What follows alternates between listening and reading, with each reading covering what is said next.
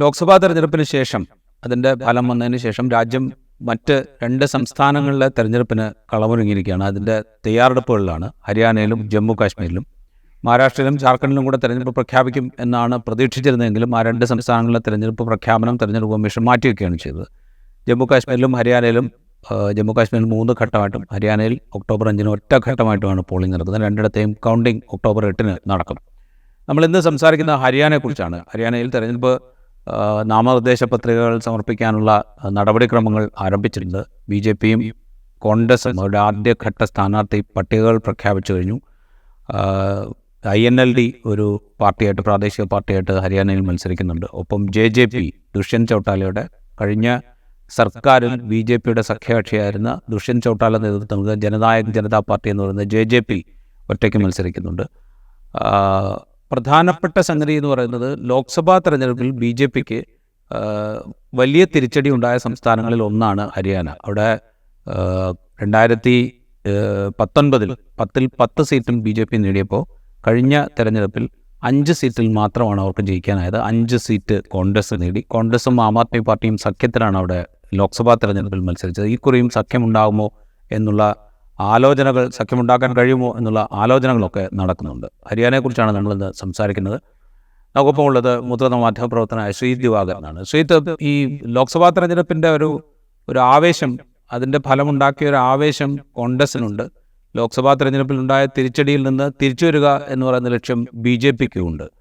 ഹരിയാന ഈ ഇലക്ഷൻ്റെ ഒരു പ്രാഥമിക പട്ടികകളൊക്കെ, സ്ഥാനാർത്ഥി പട്ടികകളൊക്കെ പ്രഖ്യാപിച്ച് തുടങ്ങുന്നൊരു സമയത്ത് ഹരിയാനയിലെ രാഷ്ട്രീയ സ്ഥിതി എങ്ങനെയാണുള്ളത്? ലോക്സഭാ തെരഞ്ഞെടുപ്പിന് സമാനമായ ഒരു അവസ്ഥ ഇപ്പോഴും നിലനിൽക്കുന്നുണ്ടോ അവിടെ? ഒരുപക്ഷെ ലോക്സഭാ തെരഞ്ഞെടുപ്പിൽ നമ്മൾ കണ്ട പ്രതിഫലിച്ചതിനേക്കാൾ കുറച്ചുകൂടി ശക്തമായ നിലയിലാണ് അവിടെ മുഖ്യ പ്രതിപക്ഷ പാർട്ടിയായിട്ടുള്ള കോൺഗ്രസ്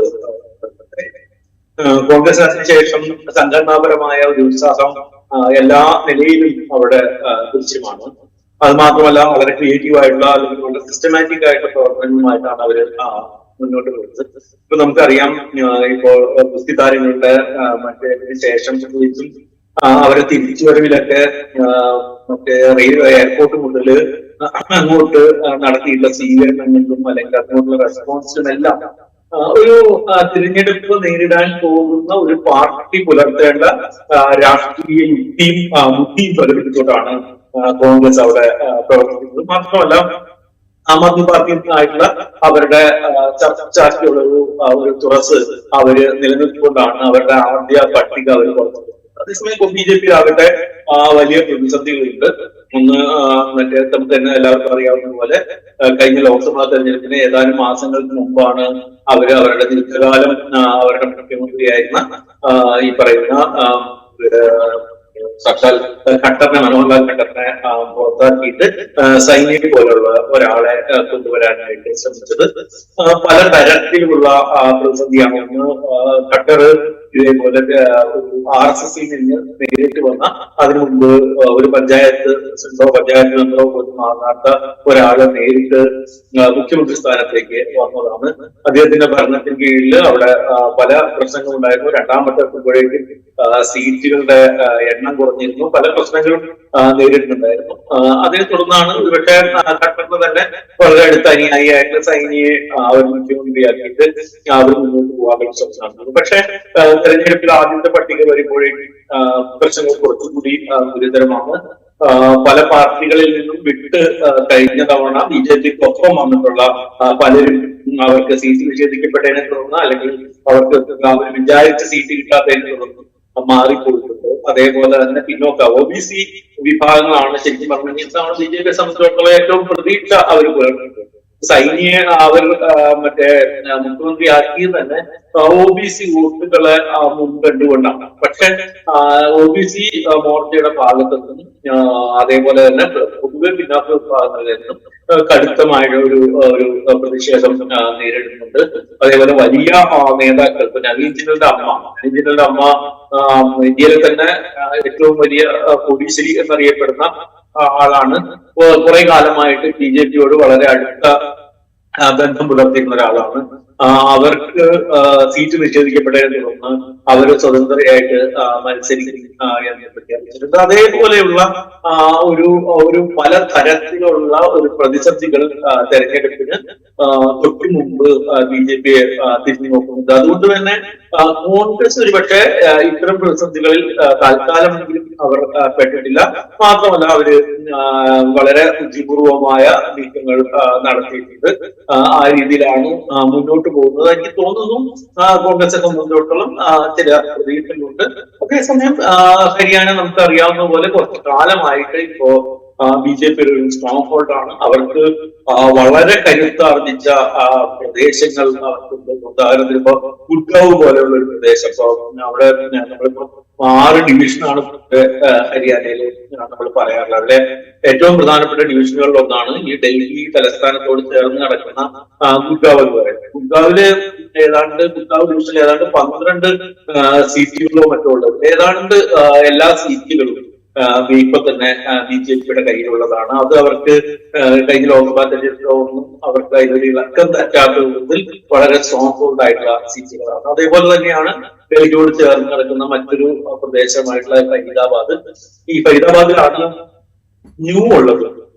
നമുക്കറിയാം വർഗീയ കലാപവും വർഗീയ സംഘടന നടന്നിട്ടുള്ള ന്യൂ ഉള്ളത്. അതിൽ ന്യൂ ഡിവിഷൻ ന്യൂലെ പ്രദേശം ഒഴിച്ചാൽ അല്ലെങ്കിൽ ന്യൂ ജില്ല ഒഴിച്ചാൽ മറ്റെല്ലാ ഫരീദാബാദ് ഡിവിഷനിലെ പ്രദേശങ്ങളും BJPക്ക് വളരെ സ്ട്രോങ് ആയിട്ട് ഉള്ള സ്ഥലമാണ്. അതേപോലെ കർണാൽ ഡിവിഷൻ. അതുകൊണ്ട് അങ്ങനെ ഒരു BJP ഇപ്പോഴും അവർക്ക് തകർക്കാൻ പറ്റാത്ത ഇഷ്ടംപോലെ പ്രദേശങ്ങളുണ്ട്. പക്ഷെ എനിക്ക് തോന്നുന്നു സാമുദായികമായിട്ടുള്ള മാറ്റങ്ങളും സംഭവങ്ങളും ആയിരിക്കും ഇത്തവണ തെരഞ്ഞെടുപ്പിൽ കുറച്ചുകൂടി പ്രതിഫലിക്കുക എന്നത്. ഇത് പറയുമ്പോഴേ ഇപ്പോൾ ഏറ്റവും അവസാനം ഉണ്ടായ ഡെവലപ്മെന്റ് എന്ന് പറയുന്നത് ഈ ഗുസ്തി താരങ്ങളായിട്ടുള്ള വിനേഷ് ഫോഗട്ടും ബജ്രംഗ് പുരിയും കോൺഗ്രസിൽ ചേരുകയും ഫോഗട്ട് മത്സരിക്കും എന്ന് പ്രഖ്യാപിക്കുകയും കോൺഗ്രസ് അവർക്ക് സീറ്റ് നൽകുകയും ഒക്കെ ചെയ്തതാണ്. ഈ ഹരിയാനയെ സംബന്ധിച്ച് എത്രത്തോളം പ്രധാനമാണ് ഈ 2 താരങ്ങളുടെ കോൺഗ്രസിലേക്കുള്ള പ്രവേശനം? അത് ഏതെങ്കിലും വിധത്തിലുള്ള വലിയ രാഷ്ട്രീയ മാറ്റം ഹരിയാനയിൽ ഉണ്ടാക്കാൻ സാധ്യതയുണ്ടോ?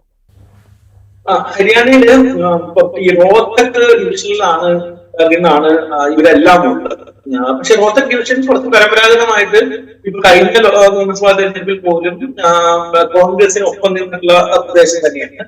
പക്ഷെ ഈ പറയുന്ന രീതിയിൽ വിനേഷ് മത്സരിക്കാൻ പോകുന്ന മണ്ഡലം കുറച്ചു കാലമായിട്ട് ഒരു കഴിഞ്ഞ തവണ JCC അവരുടെ പാർട്ടിയായിരുന്നു, ജനവികാസ് പാർട്ടിയായിരുന്നു ജയിച്ചത്. അതിനു മുമ്പ് INLD ജയിച്ചിട്ടുള്ള മണ്ഡലമാണ് ഈ പ്രദേശത്ത്. പക്ഷെ പൊതുവായിട്ട് ഒന്ന് ഈ ജാട്ട് സമുദായത്തിന് പൊതുവെ കുറച്ചു കാലമായിട്ട് തന്നെ ഇപ്പോൾ BJPയോട് വളരെ കടുത്ത നീരസമുണ്ട്. ജാട്ട് സമുദായം വളരെ സ്ട്രോങ് ആയിട്ട് BJPക്ക് പുറകിൽ അടിയുറച്ച സമയത്താണ് വെസ്റ്റേൺ UPയിലായിക്കോട്ടെ, ഹരിയാനയിലായിക്കോട്ടെ, രാജസ്ഥാനിലായിക്കോട്ടെ BJPക്ക് വലിയ വിജയം ഉണ്ടായത്. അതുകൊണ്ട് തന്നെ BJPയുടെ ഒരു വലിയ വിജയത്തെ തകർക്കാൻ പോകാനുള്ള ശക്തി ജാട്ട് കമ്മ്യൂണിറ്റിയിലുണ്ട്. അവര് ഈ പ്രശ്നം ഗുസ്തിതാരങ്ങളുടെ വിദേശിയോ മറ്റു പ്രശ്നങ്ങൾ ആരംഭിക്കുന്നതിന് മുമ്പ് തന്നെ അവര് കോൺഗ്രസിനോടും അടുത്ത് നിൽക്കുകയും BJPയോട് അകത്ത് നിൽക്കുകയും ചെയ്തിട്ടുണ്ട്. അതിന് കർഷക സമരം വളരെ പ്രധാനപ്പെട്ട ഒരു കാര്യമാണ്. പരമ്പരാഗത കർഷകരായിട്ടൊരു ആളുകളാണ്. മാത്രമല്ല ഇതിൽ ഗുസ്തിതാരങ്ങളുടെ വിഷയത്തിൽ ഉണ്ടായിട്ടുള്ള ഒരു വലിയ മാറ്റം എന്ന് പറയുന്നത് അവരെ സംബന്ധിച്ചിടത്തോളം അവർ ഈ സ്ത്രീകളുടെ ഒരു അഭിമാനം എന്ന് പറയുന്നത് അത് അവരുടെ സമൂഹത്തിന് അഭിമാനമായിട്ട് കണക്കാക്കുന്ന ആളുകളാണ് പൊതുവെ ജാട്ട് സമൂഹം. അതുകൊണ്ട് തന്നെ അവരുടെ ഈ സഭകളിലും അവരുടെ പ്രദേശങ്ങളിലും ഈ പെൺകുട്ടികൾക്ക് നേരെ ഉണ്ടായിട്ടുള്ള ആക്രമണവും അതിനോട് BJP ഗവൺമെന്റും BJP പാർട്ടി എന്ന നിലയിലും സ്വീകരിച്ചിട്ടുള്ള സമീപനവും അവരെ സംബന്ധിച്ചിടത്തോളം കടുത്ത നിരാശ ഉണ്ടാക്കിയിട്ടുള്ളതും കടുത്ത വേദന ഉണ്ടാക്കിയിട്ടുള്ളതുമാണ്. അതുകൊണ്ട് വളരെ സ്ട്രോങ് ആയിട്ടുള്ള ഒരു നിലപാട് ഇപ്പോൾ അവിടെ ജാട്ട് കമ്മ്യൂണിറ്റിക്ക് അകത്ത് ഈ വിഷയത്തിൽ ഉണ്ടായിട്ടുണ്ട്. അതുകൊണ്ട് തന്നെ വിനേഷ് അവരുടെ നേതാവായിട്ട് നിൽക്കി. അതേപോലെ തന്നെ ബജ്രംഗ് കൊടുത്തിരിക്കുന്നത് നിസ്സാരമായിട്ടുള്ള പോസ്റ്റ് അല്ല. അവർക്ക് സംസ്ഥാന തലത്തില് കിസാൻ സംഘടനയുടെ, കർഷക സംഘടനയുടെ, കോൺഗ്രസിന്റെ കർഷക സംഘടനയുടെ സംസ്ഥാന വർക്കിംഗ് പ്രസിഡന്റ് എന്ന് പറയുന്ന പോസ്റ്റാണ് നൽകിയിരിക്കുന്നത്. അത് ജാട്ട് സമുദായത്തെ സംബന്ധിച്ചിടത്തോളം വളരെ ഇമ്പോർട്ടന്റ് ആയിട്ടൊരു പോസ്റ്റാണ്. അതുകൊണ്ട് തന്നെ ഇവര് രണ്ടുപേരുടെയും കോൺഗ്രസിലേക്കുള്ള ഒരു വരവ് കോൺഗ്രസിനെ കുറച്ചുകൂടി ശക്തി പകരും എന്നുള്ള കാര്യത്തിൽ യാതൊരു സംശയമില്ല. പിന്നെ അതേപോലെ തന്നെ നേരത്തെ തന്നെ കോൺഗ്രസിന്റെ ഭാഗമായി പിന്നീട് ബി ജെ പിയിലേക്ക് പോയ വിജേന്ദ്ര സിംഗ് അടക്കമുള്ള ആളുകൾ കുറച്ചു നാളായിട്ട് സൈലന്റ് ആണ്. അവർ മാത്രമല്ല ഈ വിനേഷുമായിട്ട് ബന്ധപ്പെട്ട വിഷയത്തിൽ വിനേഷിന് പിന്തുണ പ്രഖ്യാപിക്കുകയാണ് വിജേന്ദ്ര സിംഗ് ചെയ്തത്. അതുകൂടാതെ തന്നെ മറ്റു ചില ബോക്സിംഗ് താരങ്ങളും അവരുടെ കോച്ചുകളും അവരുടെ കുടുംബവും എല്ലാം ഇപ്പോ കോൺഗ്രസിനോട് പിന്തുണ പ്രഖ്യാപിച്ചിട്ടുള്ള ഒരു സിറ്റുവേഷൻ ഉണ്ട്. അതുകൊണ്ട് തന്നെ ഈ അവിടുത്തെ ഒരു സ്പോർട്സ് കൾച്ചർ എനിക്ക് തോന്നുന്നു കോൺഗ്രസിന് അനുകൂലമാകുന്നത് വളരെ ഗുണം ചെയ്യും. അതിന് ദിനേഷ് ഒരു സ്പിയർ ഹെഡ് ചെയ്തിട്ടുണ്ട് അതിനെ എന്നുള്ളതാണ് ഇത്. നമ്മളിത് പറയുമ്പോൾ ഇപ്പോൾ ഈ നായബ് സിംഗ് സൈനിയെ മുഖ്യമന്ത്രി ആക്കുന്നതിലൂടെ ഈ ജാട്ട് വിഭാഗക്കാരനല്ലാത്ത പിന്നാക്കക്കാരനായ നായബ് സിംഗ് സൈനിയെ മുഖ്യമന്ത്രി ആക്കുന്നതിലൂടെ വേറൊരു തരത്തിലുള്ളൊരു കാൽക്കുലേഷൻ ബി ജെ പിക്ക് ഉണ്ടായിരുന്നു. അവിടുത്തെ മറ്റ് പിന്നാക്ക വിഭാഗങ്ങളെ വോട്ട് സമാഹരിക്കുക, ജാട്ട് വിഭാഗങ്ങളിൽ ഒരു വിഭാഗത്തിൻ്റെ ജാട്ടിലുള്ള അവരുടെ സ്വാധീനം നിലനിൽക്കുമ്പോൾ തന്നെ ഇപ്പുറത്ത് മറ്റു പിന്നാക്ക വിഭാഗങ്ങളുടെ വോട്ട് സമാഹരിക്കുക എന്നൊരു ലക്ഷ്യം അവർക്കുണ്ടായിരുന്നു. അത് ഈ തെരഞ്ഞെടുപ്പിൽ, ലോക്സഭാ തെരഞ്ഞെടുപ്പിൽ ഒരുപക്ഷെ ആ ഏകീകരണം ഒരുപക്ഷെ സാധ്യമായിട്ടുണ്ടാവില്ല. പക്ഷേ ഒരു നിയമസഭാ തെരഞ്ഞെടുപ്പിൽ ഒരുപക്ഷെ ആ ഏകീകരണം സാധ്യമാക്കാനുള്ളൊരു സാധ്യത അവിടെയല്ലേ? അത് ബി ജെ പിക്ക് ഏതെങ്കിലും തരത്തിൽ അഡ്വാൻറ്റേജ് ആണോ? അതിനുള്ള ശ്രമമാണ് അവരവിടെ നടത്തുന്നത്. ഇപ്പൊ നമുക്കിപ്പോ ഒന്ന് ശ്രദ്ധിച്ചു കഴിഞ്ഞിട്ടുണ്ടെങ്കിൽ അറിയാം, ഈ ഗവൺമെന്റ് അധികാരത്തിൽ വന്നതിന് ശേഷം ഏറ്റവും കൂടുതൽ മുസ്ലിങ്ങൾക്ക് എതിരായിട്ടുള്ള സംഭവങ്ങൾ അല്ലെങ്കിൽ ഒരു കാര്യങ്ങൾ നടക്കുന്നത്, ആക്രമണങ്ങൾ നടക്കുന്ന സ്ഥലങ്ങളിലൊന്ന് ഹരിയാനയാണ്. ഹരിയാനയില് 3-4 ഇൻസിഡൻസ് കഴിഞ്ഞ മാസങ്ങളിൽ തന്നെ മുസ്ലിം സമുദായത്തിനെതിരെ ഉണ്ടായി കഴിഞ്ഞിട്ടുണ്ട്. അത് യാദൃച്ഛികമായിട്ട് സംഭവിക്കുന്നതല്ല, അത് മനഃപൂർവ്വമായിട്ട് പ്രശ്നം ഉണ്ടാക്കുന്നതാണ്. നമ്മൾ വിചാരിക്കുന്ന മാതിരി പെട്ടെന്ന് ഏതോ ഒരു കൂട്ടം ചെറുപ്പക്കാര് ഏതെങ്കിലും ഒരു നേരെ മറ്റേ ബീഫിന്റെ പ്രശ്നത്തിലോ മറ്റെന്തെങ്കിലും പെട്ടെന്ന് പ്രകോപിതരായിട്ട് ചെയ്യുന്നതല്ല, മറിച്ച് അതിനൊരു കാൽക്കുലേറ്റഡ് ഒരു നീക്കമുണ്ട്. ഈ മുസ്ലിങ്ങൾക്കെതിരായിട്ടുള്ള ഒരു ആക്രമണം അല്ലെങ്കിൽ മുസ്ലിങ്ങളുമായിട്ടുള്ള ഒരു വൈരത്തിലാണ് ജാട്ട് സമുദായം പൂർണ്ണമായിട്ടും ബി ജെ പിയിലേക്ക് അടുക്കാനായിട്ടൊരു കാരണം. അത് മറ്റേ ഇവിടുന്ന് പശ്ചിമ യു പി മുതൽ രാജസ്ഥാൻ വരെയുള്ള പ്രദേശങ്ങളിൽ അത് വളരെ സ്ട്രോങ് ആയിട്ട് കുറച്ചു കാലം മുമ്പ് വരെ നമ്മൾ കണ്ടതാണ്. ഏതാണ്ട് ഒരു 9-10 വർഷക്കാലത്തോളം അത് വളരെ അനുകൂലമായിട്ട് ബി ജെ പിക്ക് മാറുകയും ചെയ്തതാണ്. പക്ഷെ ഇപ്പോൾ ആ ഒരു തരത്തിലൊരു വൈരമോ ആ തരത്തിലുള്ള പ്രശ്നമോ അവർക്ക് മുസ്ലിങ്ങളുമായിട്ടില്ല എന്ന് മാത്രമല്ല, അവർ ബി ജെ പിയുമായിട്ട് വളരെ ഒരു പിണക്കത്തിലോ അല്ലെങ്കിൽ അവരുമായിട്ട് ബി ജെ പിയുമായി ഒരു സംഘർഷത്തിലാണ് ജാട്ട് സമുദായം നിൽക്കുന്നത്. നമുക്ക് ഈ സീക്കർ മുതൽ ഇങ്ങോട്ട് എടുത്തു കഴിഞ്ഞിട്ടുണ്ടെങ്കിൽ ഏതാണ്ട് ഒരു മധ്യ യു പി വരെയുള്ള പ്രദേശങ്ങളിൽ നമുക്കത് ലോക്സഭാ തെരഞ്ഞെടുപ്പിൽ വളരെ എവിഡന്റ് ആയിട്ട് നമ്മൾ കണ്ടിട്ടുള്ള ഒരു കാര്യമാണ്. അപ്പൊ അതുകൊണ്ട് തന്നെ വീണ്ടും ആ ഒരു മുസ്ലിം ഹിന്ദു അല്ലെങ്കിൽ മുസ്ലിം ജാട്ട് അല്ലെങ്കിൽ മുസ്ലിം OBC എന്ന് പറയുന്ന രണ്ട് ഒരു വൈര്യത്തിന്റെ കാലത്തിലേക്ക് തിരിച്ചു പോകാനുള്ള ഒരു ശ്രമമാണ് ഇപ്പൊ ഹരിയാനയില് BJP മനഃപൂർവ്വം പോലും നടത്തിക്കൊണ്ടിരിക്കുന്നത്. അതില് യാതൊരു തരത്തിലുള്ള യാദൃച്ഛികതയും ഇല്ലാത്ത തരത്തിലുള്ള ഒരു നമ്മൾ നേരത്തെ കണ്ടിട്ടുള്ള അവരുടെ ഒരു ടെക്സ്റ്റ് ബുക്ക് പരിപാടികളാണ് അവിടെ നടന്നുകൊണ്ടിരിക്കുന്നത്.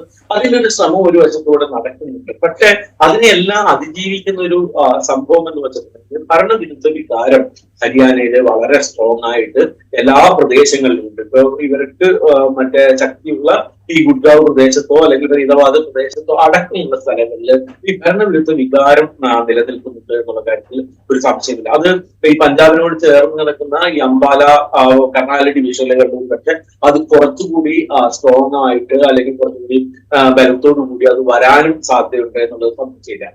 ഇവര് കൂടുതലായിട്ട് ശ്രമിക്കുന്നത് ഗുജ്ജർ സമുദായത്തിന്റെ പിന്തുണ കാര്യമായിട്ട് നേടാനാണ്. ഇപ്പൊ സൈന്യം മുൻനിർത്തി ഇവർ ശ്രമിക്കുന്നതും അത് തന്നെയാണ്. അത് ഒരു കുറച്ചുകൂടി ഉറച്ചു നിൽക്കുകയും കുറച്ചുകൂടി ചേർന്ന് നിൽക്കുകയും മാത്രമല്ല ഒരു ഗുജ്ജർ നേതാക്കളെ കുറിച്ചിട്ട് കുറച്ചുകൂടി അഭിമാനമുള്ള ഒരു വിഭാഗമാണ് ഗുജ്ജർ കമ്മ്യൂണിറ്റി. അതുകൊണ്ട് തന്നെ ആ ഗുജ്ജർ നേതാക്കൾ അവർക്ക് ഗുജ്ജർ മുഖ്യമന്ത്രി ഉണ്ടാവുക എന്നുള്ളത് അവരെ സംബന്ധിച്ചോളം വളരെ പ്രധാനമായ ഒരു കാര്യമാണ്. അത് സ്വാഭാവികമായിട്ടും ചിലപ്പോ BJPക്ക് അനുകൂലമായിട്ട് മാറാനായിട്ട് അവർക്ക് സാധ്യതയുണ്ട് എന്നുള്ളതാണ് അവരുടെ കണക്കുകൂട്ടൽ. മറ്റ് പിന്നാക്ക സമുദായങ്ങളുടെയും പിന്തുണ ലഭിക്കും എന്നൊക്കെ BJP കണക്ക് കൂട്ടുന്നുണ്ട്. പക്ഷെ ആദ്യഘട്ട എന്തായാലും ഒരു മറ്റേ സ്ഥാനാർത്ഥികളുടെ പട്ടിക വന്നപ്പോൾ പാർട്ടിയുടെ അകത്ത് പിന്നോക്ക വിഭാഗത്തിന്റെ അടുത്ത് നിന്ന് വരെ വളരെ സ്ട്രോങ് ആയിട്ടുള്ളൊരു ഒരു എതിർപ്പ് അവർക്ക് നേരിടേണ്ടി വരുന്നുണ്ട് എന്നുള്ളത് BJP സംബന്ധിച്ചുള്ള അത്ര ശുഭകരമായിട്ടുള്ള വാർത്ത ആയിട്ടില്ല. റൈറ്റ്. നമ്മൾ ഈ ഭരണവിരുദ്ധ വികാരം എന്ന് പറയുമ്പോൾ ഈ കർഷക സമരമുണ്ട്, തൊഴിലില്ലായ്മയുണ്ട്, ഈ അഗ്നിവീർ പദ്ധതിക്കെതിരായ പ്രതിഷേധങ്ങളുണ്ട്, അങ്ങനെ പല നിലയ്ക്കുള്ള ഇഷ്യൂസ് ഉണ്ടായിരുന്നു. ഇതൊക്കെ തന്നെയാണ് ലോക്സഭാ തെരഞ്ഞെടുപ്പിലും ഹരിയാന നമ്മൾ അനലൈസ് ചെയ്തപ്പോൾ പ്രധാനമായിട്ടും കേട്ടിരുന്നത്. ഏതാണ്ട് അതൊക്കെ ഇപ്പോഴും തുടരുന്നു. ആ ഭരണവിരുദ്ധ വികാരത്തിൻ്റെ ശക്തി കുറെ കൂടെ കൂടിയിട്ടുണ്ട് എന്നാണോ വിലയിരുത്തേണ്ടത്? അതെ, അത് തന്നെയാണ്. ഈ പറയുന്ന അഗ്നിവീർ മുതൽ ഈ കർഷക പ്രശ്നങ്ങളടക്കം എല്ലാം ഭയങ്കരമായിട്ട് ബാധിച്ചു. അതേപോലെ തന്നെ പ്രധാനമാണ് ഈ ബുദ്ധിക്കാരങ്ങളുടെ പ്രശ്നം. അത് വെച്ചിട്ടുണ്ടെങ്കിൽ ഒരു ഭരണകൂടത്തിന് അവരുടെ ഒരു സ്ത്രീകളുടെ ഒരു സുരക്ഷ ഉറപ്പാക്കാനായിട്ട് അവരുടെ ഒരു മാനത്തിന്റെ അഭിമാനത്തിന്റെ ഒരു വില ഇടിച്ചു കളയുന്ന തരത്തിലേക്ക് ഒരു സർക്കാരോ മുന്നണിയോ പെരുമാറുന്നു എന്നുള്ളത് കടുത്ത ഭരണവിരുദ്ധ വികാരം. അത്തരത്തിലുള്ള ഒരു വൈകാരികത അവിടെയുണ്ട്. ഇപ്പൊ കേന്ദ്ര ഒരു പെൻഷൻ പദ്ധതി എല്ലാം കൊണ്ടുവന്നിട്ട് ഈ പ്രശ്നത്തിനെ പരിഹരിക്കാനുള്ള ശ്രമം, അതായത് ഈ ഹരിയാന, പഞ്ചാബ്, ജാർഖണ്ഡ് ഈ കുറച്ച് സംസ്ഥാനങ്ങൾക്ക് ഗുണകരമാവുന്ന തരത്തിലേക്കായിരുന്നു പുതിയൊരു പെൻഷൻ പദ്ധതി കൊണ്ടുവന്നിട്ടുള്ളത്. അതൊരു സംസ്ഥാനങ്ങളുടെയും കേന്ദ്രത്തിന്റെയും പെൻഷൻ ഏകീകൃത പരിപാടികളാക്കുമ്പോൾ കുറച്ച് ഗുണം കിട്ടുന്ന തരത്തിലേക്ക് ആക്കിയിട്ടുണ്ട്. അതിന്റെ പേരിൽ അത് നന്നായി, അത് നല്ലതാണ് എന്നുള്ള രീതിയിൽ BJP ഹരിയാനയിൽ പ്രചരണവും നടത്തുന്നുണ്ട്. പക്ഷെ അതിനെയൊന്നും ഏൽക്കുന്ന തരത്തിലേക്ക് അപ്പുറത്തേക്കുള്ള ഒരു ഭരണവിരുദ്ധ വികാരം ഉണ്ടായിട്ടുണ്ട്. ഇപ്പൊ ഖട്ടറിനെ മാറ്റിയിട്ട് സൈന്യം വരുമ്പോൾ അത് ഈ ഭരണവിരുദ്ധ വികാരത്തെ മറികടക്കാനുള്ള ഒരു ശ്രമമായിരുന്നു അവർ നടത്തിയിരുന്നത്. അതോടുകൂടി ഈ മുന്നണി വേർപിരിഞ്ഞു പോയ മുന്നണികളെ തമ്മിൽ ഒന്ന് കൂട്ടി യോജിപ്പിക്കാനും എല്ലാം ഈ മുഖ്യമന്ത്രിയുടെ മാറ്റം ഗുണം ചെയ്യുമെന്ന് കരുതി. പക്ഷെ അതിലെല്ലാം അവർക്ക് ഒരു തരത്തിലൊരു ക്ഷീണമായിട്ടുണ്ടായിട്ടുള്ളത്. അതിനെ എളുപ്പം പരിഹരിക്കാവുന്ന ഒരു പ്രതിസന്ധി ആയിട്ടല്ല നമുക്കുള്ളത്. നമുക്ക് അറിയാവുന്ന പോലെ ഹരിയാന പൊതുവെ കുറച്ച് ക്ഷമയുള്ള മനുഷ്യരാണ്. ഒരു കുറച്ചു കാലം, അതായത് ഒരു 5 വർഷം കൊണ്ട് ഒരു ഭരണവിരുദ്ധ വികാരമൊന്നും പെട്ടെന്ന് ഉണ്ടായി വരുന്ന ഒരു ജനതയല്ല. പക്ഷെ ദീർഘകാലം കൊണ്ട് ഉണ്ടായി വന്നു കഴിഞ്ഞിട്ടുണ്ടെങ്കിൽ അത് മാറാനും അവർക്ക് കുറച്ച് സമയമെടുക്കുന്ന വിഭാഗമാണ്. ഇപ്പോ ഇവിടെ ഒരു 10 വർഷം തുടർച്ചയായിട്ടുള്ള ഒരു ഭരണം നടത്തിയിരുന്നു. ആദ്യത്തെ 5 വർഷത്തിന് ശേഷം വളരെ രൂക്ഷമായിട്ടുള്ള ഭരണവിരുദ്ധ വികാരം അദ്ദേഹത്തിനെതിരെ ഉണ്ടായിട്ട് പോലും അദ്ദേഹത്തിന് 2ാം വട്ടവും ജയിക്കാൻ സാധിച്ചു. ഈ 2ാം വട്ടത്തെ ഭരണം ഒരുപക്ഷെ 1ാം ഭരണത്തെക്കാൾ മെച്ചമാണെന്നായിരുന്നു കോൺഗ്രസ്സുകാർ പലരും പറഞ്ഞിരുന്നത്. പക്ഷെ ഒരു ഏകീകൃതമായിട്ടുള്ള ഒരു കണക്കുകൂട്ടലില് ആളുകൾ ആ ഭരണവിരുദ്ധ വികാരം ഭയങ്കര രൂക്ഷമായിട്ടുണ്ടാവുകയും അങ്ങനെയാണ് ഈ ഗവൺമെന്റ് നിലംപതിക്കുകയും ചെയ്യുന്നത്. അതിന് പല തരത്തിൽ പല ഘട്ടങ്ങളിലുമുള്ള കാര്യങ്ങളുണ്ടായിരുന്നു. പക്ഷെ അത്തരം ഒരു വൈകാരികത കുറച്ചും കൂടി ഉള്ള ഒരു ജനതയും കൂടിയാണ്. അതുകൊണ്ട് എളുപ്പത്തിൽ ചില പദ്ധതികളോ അല്ലെങ്കിൽ കണ്ണിൽ പൊടിയിടുന്ന തരത്തിലുള്ള ഒരു തെരഞ്ഞെടുപ്പിന് തൊട്ടു മുമ്പുള്ള പ്രഖ്യാപനങ്ങളോ കൊണ്ട് അങ്ങനെ ഒരു ഹരിയാനയുടെ മനസ്സ് മാറ്റാനായിട്ട് പറ്റി എന്ന് തോന്നുന്നില്ല. അവർ നേരത്തെ തന്നെ ഇതിനൊരു തീരുമാനം എടുത്തിട്ടുണ്ടാകുന്ന ഒരു ജനതയാണ്. അങ്ങനെയാണ് അവരുടെ ഒരു വോട്ടിംഗ് പാറ്റേൺ നമ്മൾ ശ്രദ്ധിച്ചിട്ടുണ്ടെങ്കിൽ കാണാൻ പറ്റുന്നത്. നമ്മൾ വേറൊരു കാര്യം നോക്കി കഴിഞ്ഞാൽ ഇപ്പോൾ ഹരിയാനയിൽ ഈ BJPയും കോൺഗ്രസും അല്ലെങ്കിൽ കോൺഗ്രസ് ആം ആദ്മി പാർട്ടി സഖ്യം ഒക്കെ ശക്തമായ മത്സരത്തിന് തയ്യാറെടുക്കുമ്പോൾ തന്നെ ഇപ്പോൾ ദുഷ്യന്ത് ചൗട്ടാലയുടെ JJP നമുക്ക് കാണാതിരിക്കാൻ പറ്റില്ല. കാരണം കഴിഞ്ഞ തവണ BJPക്ക് 40 സീറ്റ് മാത്രമാണ് ഉണ്ടായിരുന്ന 10 സീറ്റ് കിട്ടിയ JJPയുടെ പിന്തുണയോടുകൂടിയാണ് അവിടെ അവർ ഭരണം പിടിക്കുന്നത്. ദുഷ്യന്ത് ചൗട്ടാലയുടെ ആ പാർട്ടിക്ക് അവരുടെ പോക്കറ്റുകളിൽ വലിയ സ്വാധീനമുണ്ട്. INLD കഴിഞ്ഞ തവണ കൂടുതൽ സീറ്റൊന്നും കിട്ടിയില്ലെങ്കിൽ പോലും INLDക്കും അവരുടേതായ പോക്കറ്റിൽ വോട്ടുകളുള്ള പാർട്ടികളാണ്. അപ്പോൾ ഇവരുടെ സാന്നിധ്യം ഏത് വിധത്തിലാണ്? അത് BJPക്കാണോ ദോഷം ചെയ്യുക, അതോ കോൺഗ്രസിനാണോ? മുഖ്യമായിട്ടും ഈ 2 പാർട്ടികളും ജാട്ട് വോട്ടുകളിലാണ് കേന്ദ്രീകരിക്കുന്നത്. സ്വാഭാവികമായിട്ടും അത് ദോഷം ചെയ്യുന്നത് കോൺഗ്രസ് തന്നെയായിരിക്കും. BJPയുടെ ഒരു പ്രതീക്ഷയും അത് തന്നെയാണ്.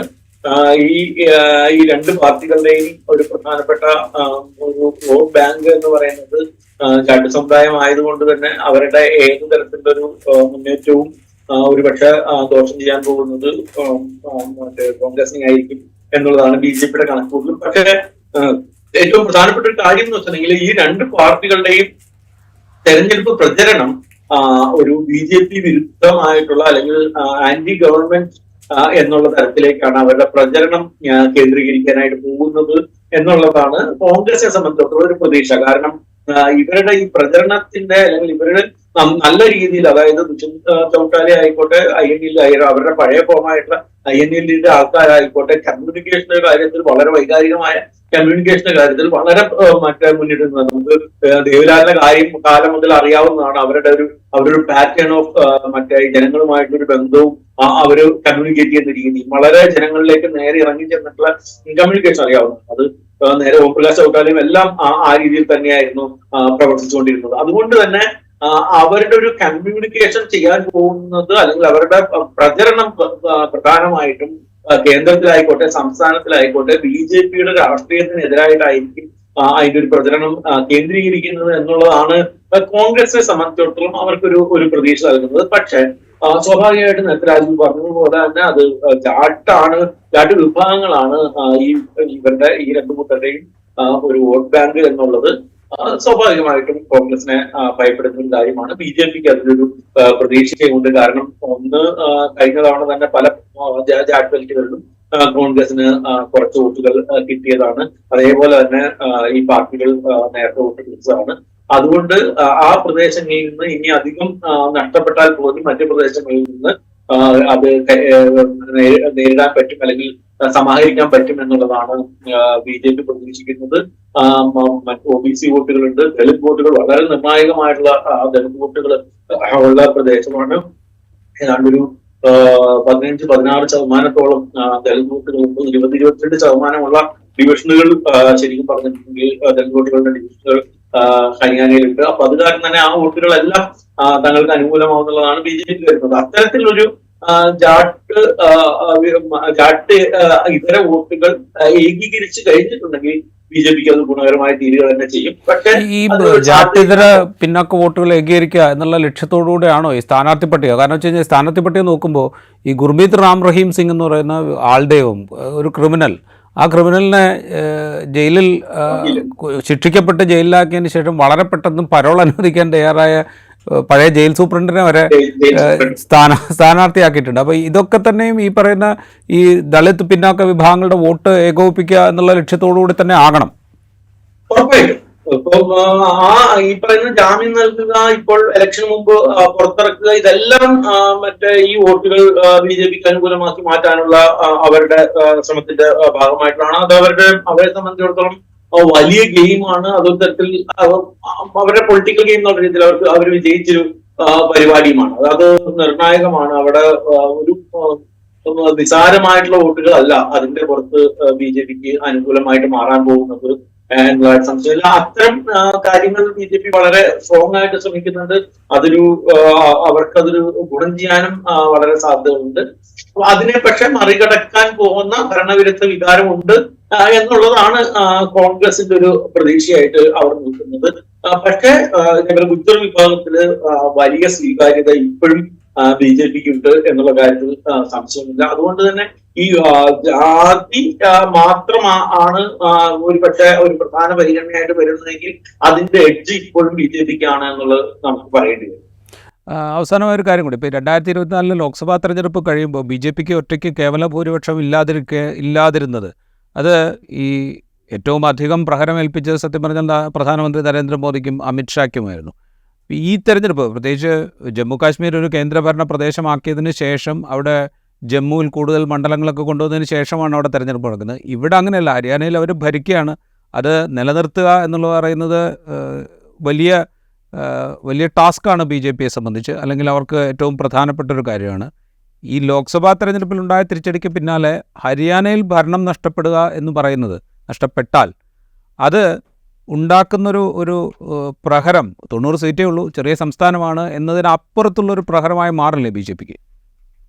ഉറപ്പായിട്ട് മാറുമെന്ന് മാത്രമല്ല, ഇപ്പൊ തന്നെ ഹരിയാന തെരഞ്ഞെടുപ്പിന് മുന്നോടിയായിട്ട് ഇപ്പോൾ തന്നെ RSSന്റെ ഒരു ശക്തമായ വിഭാഗം നരേന്ദ്രമോദിയെ സ്ഥാനത്ത് നിന്ന് ഒഴിയണം, അല്ലെങ്കിൽ അദ്ദേഹം പ്രധാനമന്ത്രി സ്ഥാനത്ത് നിന്ന് 2 വർഷത്തിനുള്ളിൽ ഒരു ഡെഡ്ലൈൻ കൊടുത്തിട്ട് ഒഴിയണം എന്നുള്ള കാര്യത്തിൽ അവർ പറയുകയും അവര് പ്രധാനപ്പെട്ട കേന്ദ്രമന്ത്രിമാരും BJP നേതാക്കളുമായിട്ടുള്ള പലരുമായിട്ടും ഇത് സംബന്ധിച്ച് ചർച്ച നടത്തുകയും ചെയ്തിട്ടുണ്ട്.